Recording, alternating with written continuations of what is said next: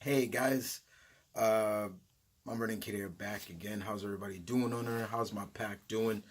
And well, today, guys, I know I'm a little late. I'm a couple days late, but I've been really busy, so I didn't get the time to sit down and enjoy everything. So, but I did today, and I'm here today to give my thoughts on the premiere episode of season 5 of Flash, called episode 1. I forgot the original numbering as well, called Nora. So let's talk about this episode if you don't mind. Um, to me, it was a very excellent start for this season. We're introduced to Nora Allen, the daughter of Barry and Iris. And one thing I appreciated was the introduction of the episode, not through Flash, Barry, but through Nora. She's monologuing, which was really good. Her name is Access. That's what she's called. And the episode picks up right where the finale ended. And so she introduces everybody who she is and everything. A lot of Easter eggs in this episode as well. I'm not going to go through all of them, but there were a lot of Easter eggs.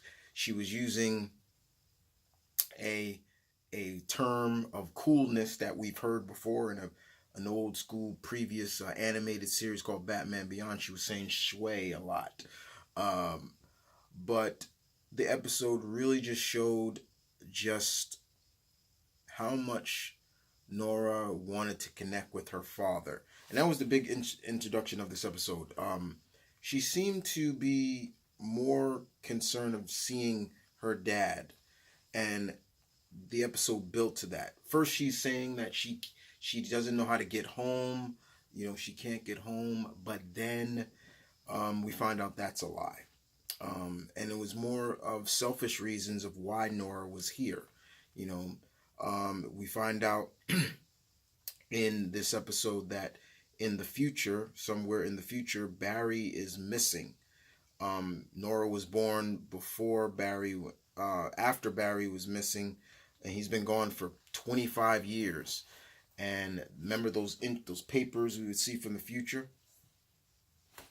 Yeah, we get more indication of those.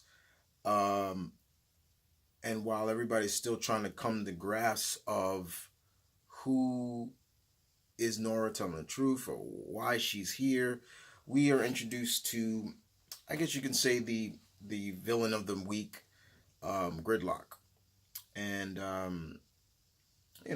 just a normal villain. I can't really say too much. He kind of reminded me of a Sebastian Shaw. The kinetic energy you use on him makes him stronger, and I was just like, yeah, this kind of feels like Sebastian Shaw. But Nora's just, I love the actress who's playing her, but she's just so interested in her father, but not so much interested in her mother. And that was something I also picked up on too. Is like she's really like kind of distant from Iris. Like she doesn't want to be around her too much. She's more about interested in her father, and that was the whole gist of the episode. Also, the side story is more into Caitlin in terms of Killer Frost, and we find out, if you remember, when they've Cisco vibed Caitlin back to her past, we find out that Caitlin and Killer Frost has always been together. Okay, but Ralph is on the case of finding some clues, which is very interesting indeed. And but more importantly, it's mainly about the father-daughter duo of seeing how what she can do, what Nora can do, how fast can she go, things like that. And Gridlock actually causes a plane to crash, for purposes we really didn't get no reason for. Um, and we find that the Team Flash has to get up to this plane and stop it from crashing into the city. We do get a good look at the costume, and I have to admit the costume looked great. It was great to see the suit come out the ring, which Nora provided for Barry, and Cisco's like, man, I created that, and no, we find out that Ryan Cho created that. For all those who don't know who Ryan Cho is, he's the second Adam. He takes over Adam when Ray Palmer. So it was really cool that name drop that, and there was a lot of Easter eggs. Like I said, I wasn't gonna go through all of them, but the other one I will say is when Iris and Nora at the coffee bean place, she says Dad's lightning bolt is a lot better than Lightning Lad. Okay, I'll just end it with that one. But the episode was a pretty good kickoff episode. I did enjoy it. Nevertheless, like I said, I know a lot of people was iffy on the new costume. I enjoyed it. I thought it was good. It shows, just like they're moving quicker and quicker up to the traditional costume.